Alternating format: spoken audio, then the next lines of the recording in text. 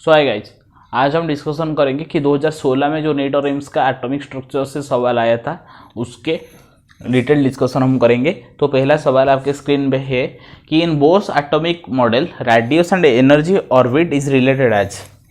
ठीक है, ये तो बेसिक सवाल है, ये इसको आपको याद करना ही है। रेडियस का फॉर्मूला हमको पता है कि 0.53 into N square upon Z angstrom, और एनर्जी का फॉर्मूला होता है, एनर्जी का क्या फॉर्मूला होता है, -13.6 into Z square by N square electron volt. Okay, तो ये पूछा हुआ है कि रेडियस एंड एनर्जी रिलेटेड किस पे होंगे। देखो, रेडियस पहले तो बात है कि रेडियस एन स्क्वायर से प्रोपोर्शनल होगा और एनर्जी -1 अपॉन एन स्क्वायर से प्रोपोर्शनल होगा। तो यहाँ पर आप ऑप्शन ढूंढोगे, अगर radius directly proportional to N square, energy 1 upon N square. Radius 1 upon N square देखो गलत, okay, radius 1 by N also गलत, एनर्जी अपॉन एन स्क्वायर गलत। तो देखो यहाँ पर पर्टिकुलरली कोई भी ऑप्शन देखो कंप्लीटली सही नहीं है ना, कोई भी ऑप्शन कंप्लीटली सही नहीं है, बट हमको मार्क तो करना ही है, क्योंकि एग्जाम में अगर 4 ऑप्शन पूछा जाएगा तो सबसे अच्छा ऑप्शन को हम मार्क करेंगे। मतलब पॉसिबिलिटी के अंदर अगर हम देखेंगे तो व्हिच इज मोर अप्रोप्रिएट, हम उसको क्लिक करेंगे।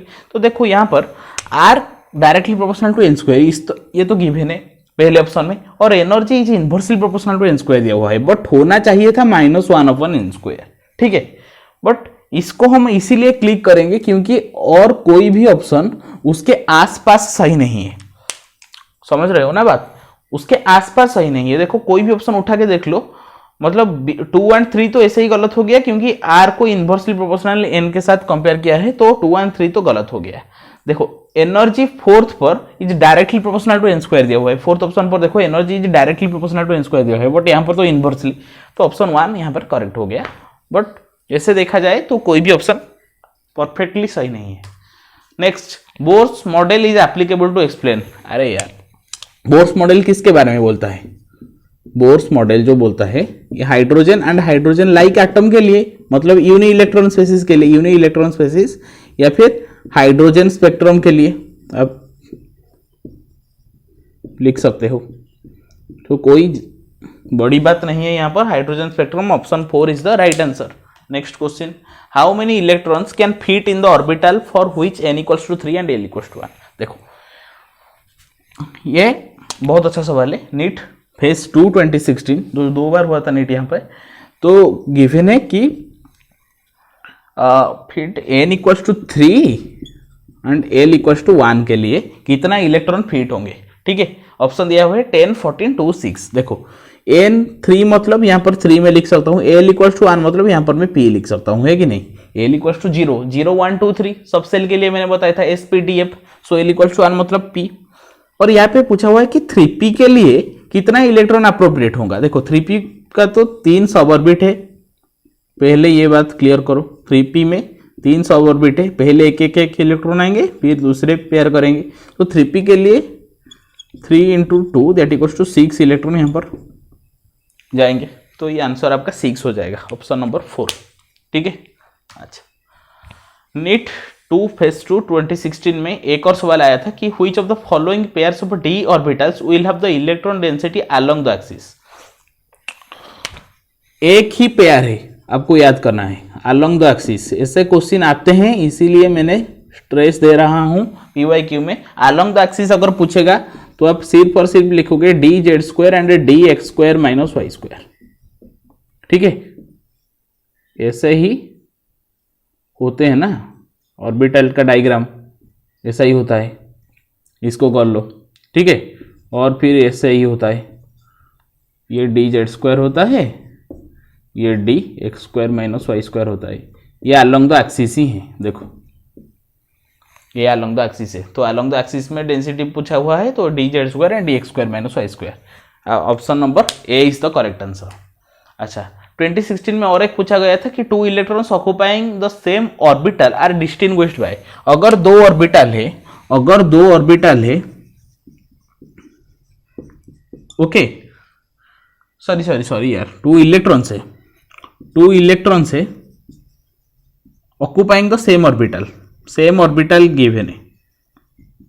सपोज मैं लिख लूँ यहाँ पर 3pz, तो उसको मैं किसी की कौन से क्वांटम नंबर के हिसाब से मैं इसको डिस्टिंग्विश कर सकूं या फिर डिफरेंशिएट कर सकूं। तो देखो n तो सेम रह गया, मतलब प्रिंसिपल क्वांटम नंबर सेम रह गया। p गिवन है ना, p मतलब वो अजीमुथल क्वांटम नंबर, ये भी सेम हो गया। और मैग्नेटिक क्वांटम नंबर तो ओरिएंटेशन के बारे में बताता है, तो कौन रह गया बाकी, स्पिन क्वांटम नंबर डिस्टिंग्विश कर सकता है। कैसे डिस्टिंग्विश कर सकता है स्पिन, अगर आपको एटॉमिक नंबर दे दिया गया 17 एंड एटॉमिक नंबर दे दिया गया 18, तो आप इसके आधारित में ओके तो बोल सकते हो। तो देखो यहां पर क्या कर सकते हो, 3s2 3p5 करोगे, ये 3s2 3p6 हो जाएगा, मतलब एक ही इलेक्ट्रॉन का खेल है। बट यहां पर देखो principal quantum number same, azimuthal quantum number same दोनों का, और ओरिएंटेशन दोनों में होगा, तो मतलब मैग्नेटिक क्वांटम नंबर भी सेम। तो अब स्पिन क्वांटम नंबर के लिए, इलेक्ट्रॉन के फिलिंग के लिए अगर एक पॉजिटिव होगा एक नेगेटिव होगा, तो spin quantum number plays a vital role for distinguish between two electrons placed in same orbital number या फिर सेम ऑर्बिटल। ठीक है, तो आपका आंसर हो जाएगा स्पिन क्वांटम नंबर, क्योंकि ये दोनों अपोजिट डायरेक्शन में हो। देखो एक पॉजिटिव के लिए अंदर है, एक नेगेटिव के लिए अंदर है, मतलब जब एक इलेक्ट्रॉन पाए जाएंगे उसके बाद ही फिलिंग स्टार्ट होगा। तो spin quantum number plays a vital role. Okay, तो डीप एनालिसिस करो, समझ जाओगे। शायद खत्म हो गया, यस। तो 2016 का जो 5 सवाल आया था भाई, 5 सवाल 2016 का नीट और एम्स को मिलाकर आया था। ओके, तो एटॉमिक स्ट्रक्चर बहुत वेटेज वाला टॉपिक है। अभी फिलहाल 1-2 क्वेश्चन आता है, पर कोई कुछ भी आ सकता है, क्योंकि equation changes in every exams. ठीक है, सो जितना था मैंने बता दिया। मिलेंगे अगली वीडियो में, 2015 का डिस्कशन करेंगे।